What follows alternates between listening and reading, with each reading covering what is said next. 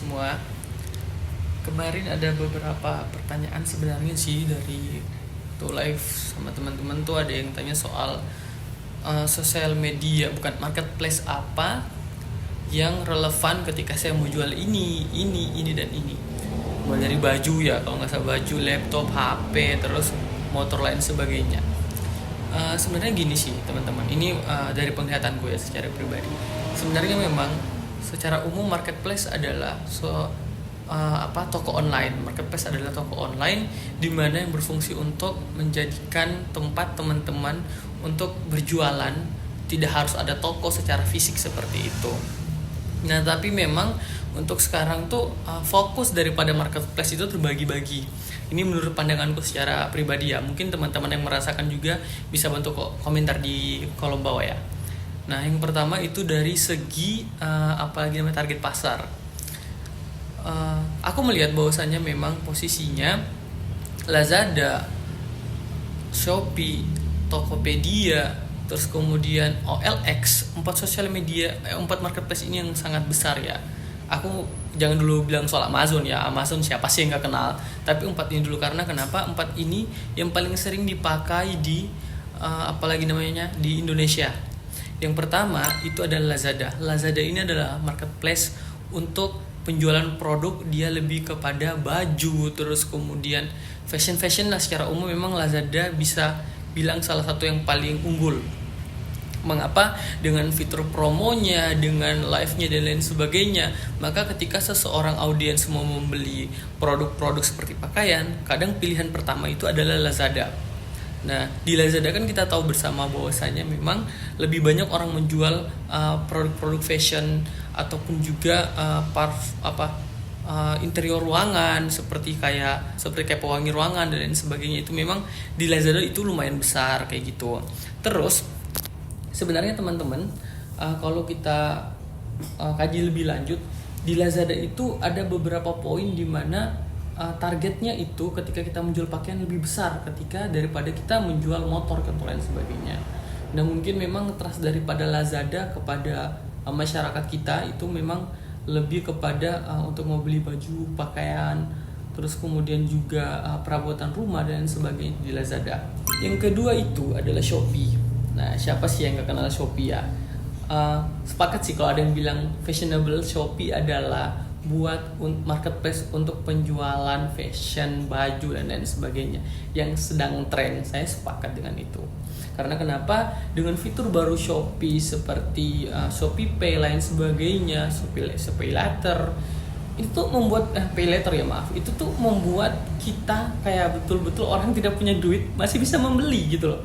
Tapi hati-hati ya, yang namanya peminjaman online tetap ada punishment. Terus Shopee, aku juga sepakat ketika misalnya ada yang bilang Shopee ini benar-benar relevan untuk teman-teman cewek-cewek. Iya benar, karena dengan fitur-fitur Shopee Live-nya tadi sama gift to gift, terus koinnya dan sebagainya, itu tuh membuat orang betah bisa di Shopee. Apalagi cewek kan kalau udah malam itu pekerjaannya scroll HP gitu.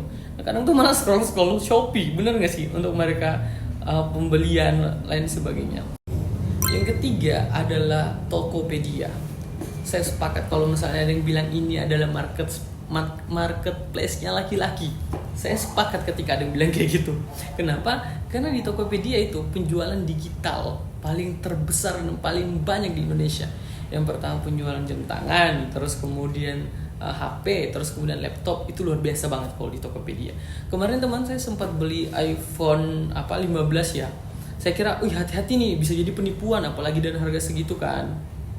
Tapi ternyata benar-benar yang keluar itu ada iPhone iBox loh.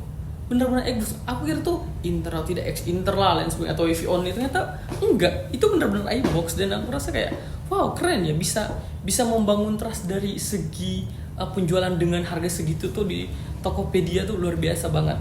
Kemarin juga saya beli beli laptop memang di Tokopedia juga sih. Itu ThinkPad kalau nggak salah, ThinkPad T40T 740S atau 470S ya, lupa. Nah, itu benar-benar keren tau kalau di Tokopedia.